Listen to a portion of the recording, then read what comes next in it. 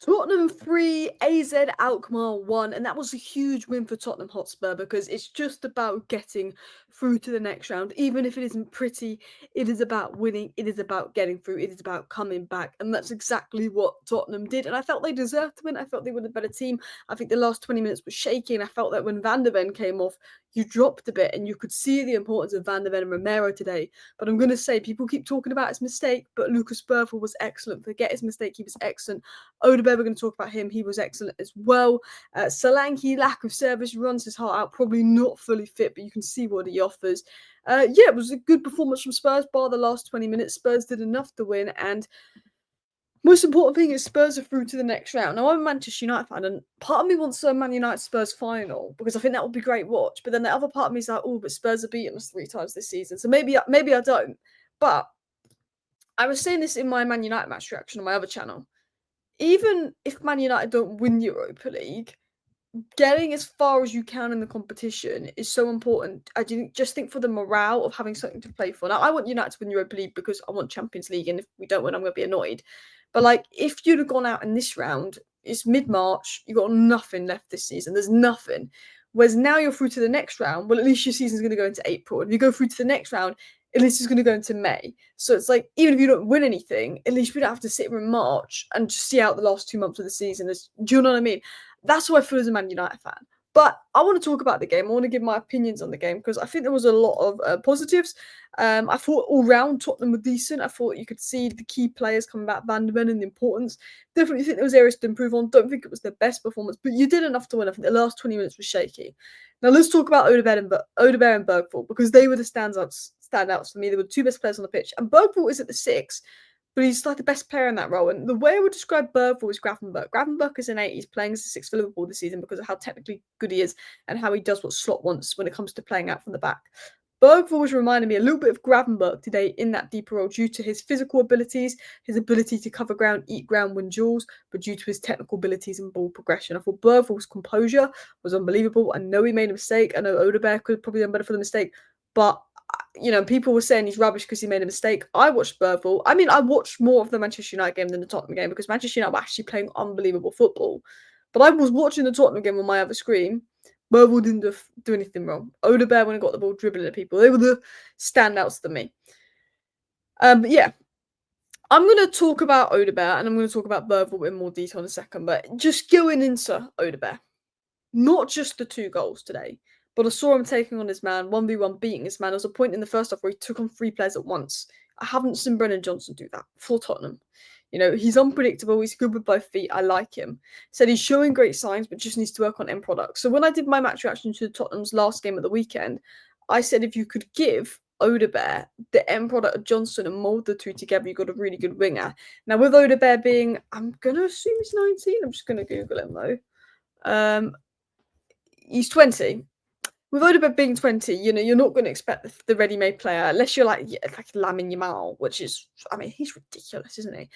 But there's really good signs there. I think when I look at Odebert, I think Ange Postecoglou winger. And I did a video when he signed Odebert, and I wasn't crazy familiar with him. I'd seen a bit from Burnley, but when I looked at him and I looked at what Ange wants for a system, I said, this player suits Ange's system to a T.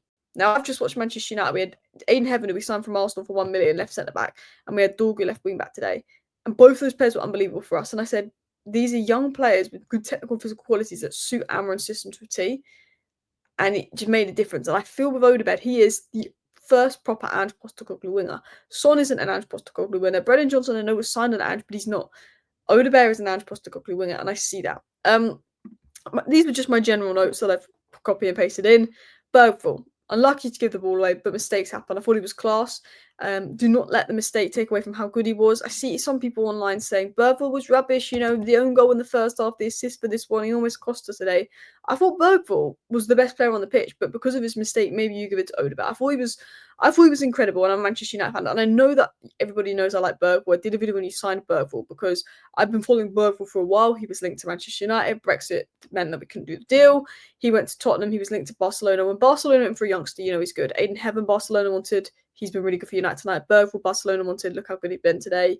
Look at the youngsters at Barcelona. He was incredible. But Van der Ven and Romero, particularly Van der Ven, because I felt when Van der Ven came off, you dropped off a bit. Tottenham's success, and I think there's rumours of Romero leaving in the summer, but Tottenham's success is on Van de Ven and Romero staying fit. I feel like as soon as Van de Ven gets fit, Romero gets injured. Sorry, Romero seems to get injured a few weeks later, and Tottenham's season crash happened last year. Van de Ven is almost the most influential player on Tottenham's season. I always feel that when he gets injured, your season goes because you started the season quite well. You know, 3-1 nil win over us, really good football. Van de Ven gets injured. Van de Ven was incredible in that game against Man United at Old Trafford. They bring the stability, and you could see the importance of Van de Ven and Romero today because I think if they don't start, I don't know if Tottenham win. Like Tottenham were good and they did enough to win, but they're a bit shaky, you know. But I thought Van de Ven is such a good player. The way I think because players know they can probably take more risks and Van de Ven will be there to cover up. There's more confidence when Van de Ven's on the pitch. I feel there's more belief, there's more confidence in Tottenham. I feel like he's just incredible, and I think Romero is a really good player. I think Romero and James Maddison are two players I see get very mixed views from Tottenham fans online, but I like both players. I like both players. I think they're both good players.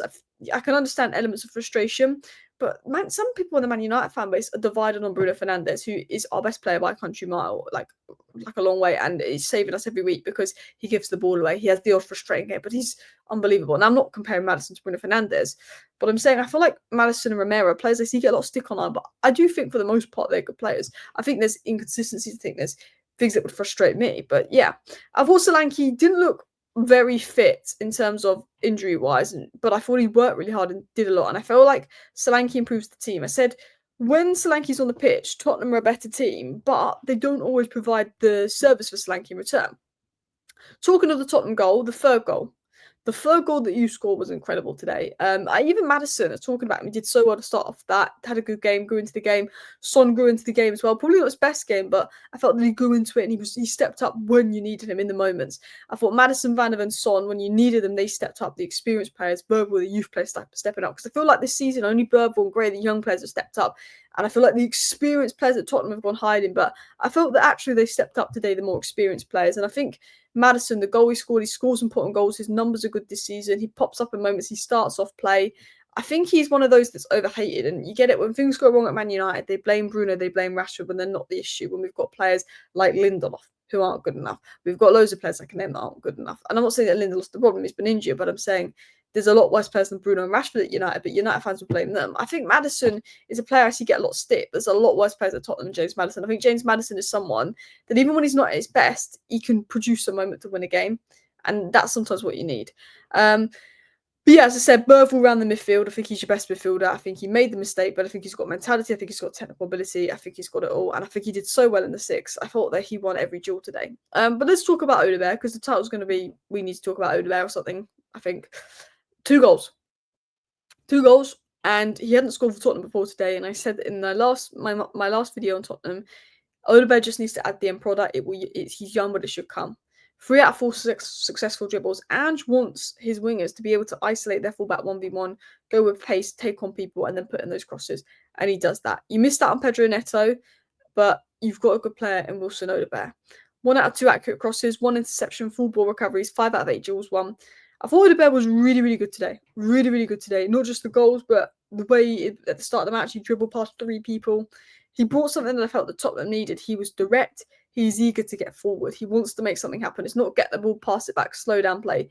He will make mistakes. He'll give the ball away. He'll be frustrating at time. There's areas of his game that need to develop. But I think as a player, he suits Ange ball to a T. He's a classic Ange winger. He suits the system. Ange is lacking the players for his system still. But he's got the athleticism, he's got the energy, he's got the ability 1v1, but he's direct. He likes to go forward, he likes to make an impact, and that's what Ange will want. And he's quick with his feet. I think he seems quite two-footed, he seems unpredictable. You know, we used to talk about Anthony at Man United and how you always knew he was just going to cut onto his left foot and shoot. And it sort of didn't help Anthony because everyone knew what he was going to do in the Premier League. Odebert's got that unpredictability. There's an element of him that reminds me a bit of Garnacho, where, you know, Garnacho's got 16 goal contributions this season. It's been nowhere near his best season, but sometimes you'll watch Garnacho play and you're like, there's a player there, and he's direct and he's impactful, but he will be frustrating at times. He will make mistakes. He's going to have good games. He's going to have bad games, Odobert. He's so young, but I think there's a player that I think he suits Ange's system, and I would start him on the right wing over Brennan Johnson. I would. I would have given the man of the match, but I know the mistake was the mistake. But I thought he was incredible before that, especially the beginning of the second half. Lucas Bergvall. He's unbelievable. And as Squawka said, Tottenham have an incredible midfielder in their hands in Lucas Bergvall. The 19-year-old put on a superb display against AZ Alkmaar as he helped his side in the quarterfinals. He won 100% of his duels, which is 7 out of 7, completed 100% of his take-ons, which is 3 out of 3, and no Tottenham player won possession more times 8 than him, and interceptions 5. Now, I think about Bergvall as a player with his ability on the ball, progressing the ball, ticking play, but it was off the ball today. He proved that he's probably better than Basuma, and he's probably better than Bentancur, maybe in that 6th role. 44 out of 48 passes completed, 1 chance created, 3 out of 3 dribbles, 5 passes into the final third, 5 interceptions, 8 ball recoveries, 7 ground rules won, 2 fouls won, 0 committed. I don't care about the mistake. I think he's an incredible player. I think he's an incredible talent. And I think, you know what? Some big clubs could be in for him. He's one of those players, you know, Modric, Real Madrid rated. He's one of those players that Real Madrid could come in for in 2 years' time. He's a player I take at Manchester United in a heartbeat right now. He is, for me, reminds me a little bit of Gravenberch. It does. And maybe people might not agree with me on that, but today he did. Technically great player. Suits Angeball to a T. And I've noticed with players like Odebert and Angeball, they're young, they're not fully ready, they're ones for the future. I mean, I think they are ready, to be honest. But they're suiting Angeball, they're suiting the system. And it's one of those where it would be understandable if you sat Ange in the summer because I don't think you've been good enough. Even with players back from injury, it's not fully convincing. But if you kept with Ange, these are players that suit his football, and these players are going to get better and better. And if you can give Ange a good summer transfer window, I have a feeling he can succeed. But then if you've got a manager like Iriola that wants the Tottenham job, you can understand sacking Ange for someone like Iriola. You know, if you sat Ange for someone that's not a good manager and plays a completely different style of play, I'd be questioning it. But this suits Ange ball to a T, I think, as well. 19. I think he's your best 6. He's your best 8, arguably.